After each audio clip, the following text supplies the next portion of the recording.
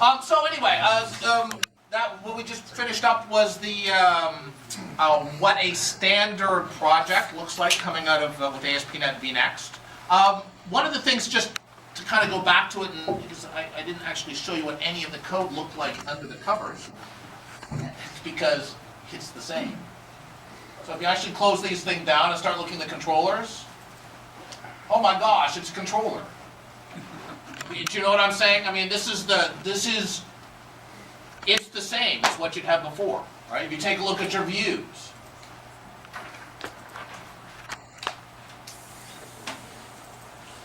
Oh look, it's a view. So that hasn't changed.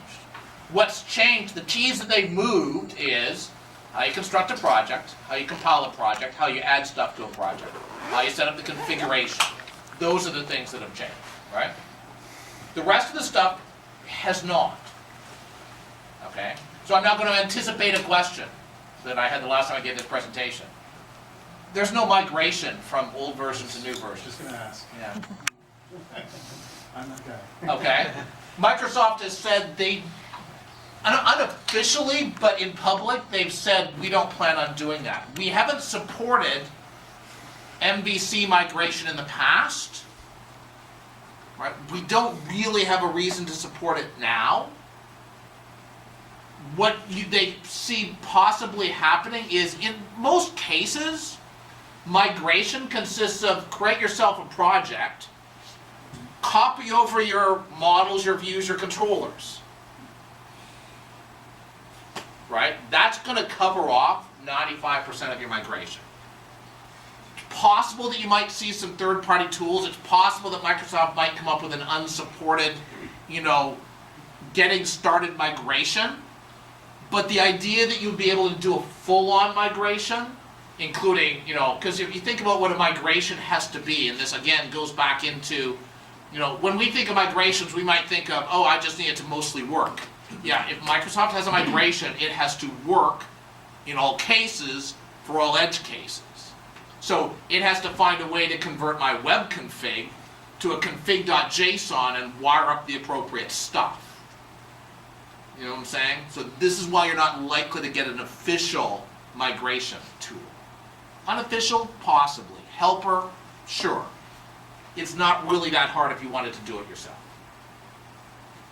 I'm just trying to think of the story of why you want to migrate, unless there's some feature you need out of that, out of the new bits. I all of a sudden have a desire to run my website on OS X.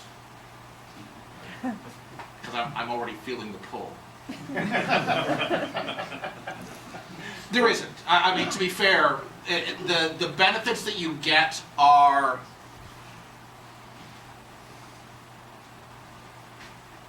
not massive in terms of the functionality that you can produce.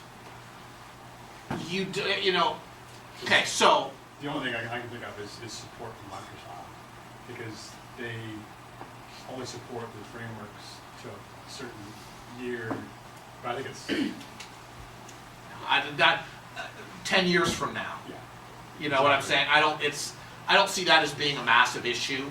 I don't think that the web forms is still kicking around. They still support it. They're going to support it going forward. It's 10 years after they release.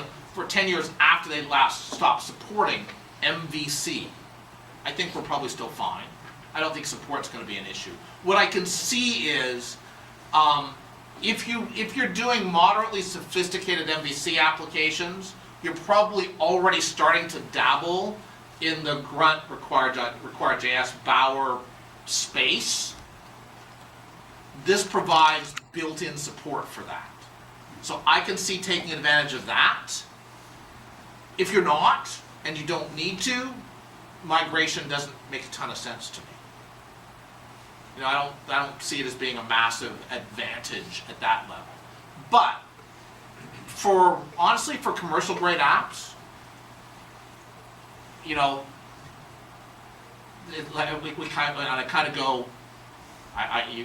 see things like Bower, I use require.js, which is basically the same thing. You find that those become, I oh, those are actually quite useful things. So this is why my grunt thing, I haven't had a chance to I have a way of doing unit testing in JavaScript that involves, running web pages. So you know what I'm saying? So for me, it was never, I never needed grunt for that reason. But I did need require.js to be able to make things work. As you kind of get more sophisticated, you find those tools useful. Those tools are now built in. That's nice. But it's not a requirement in any way, shape, or form. That's what it comes down to. Let's see. Okay, so we've already actually talked about this. It is supporting MVC and Web API. It is unifying the programming model, which makes it a lot easier to deal with. And I've already talked about the web forms, that everything was in system.web. They really hated that. They've been trying to move away from system.web for a while. This really gives them that capability.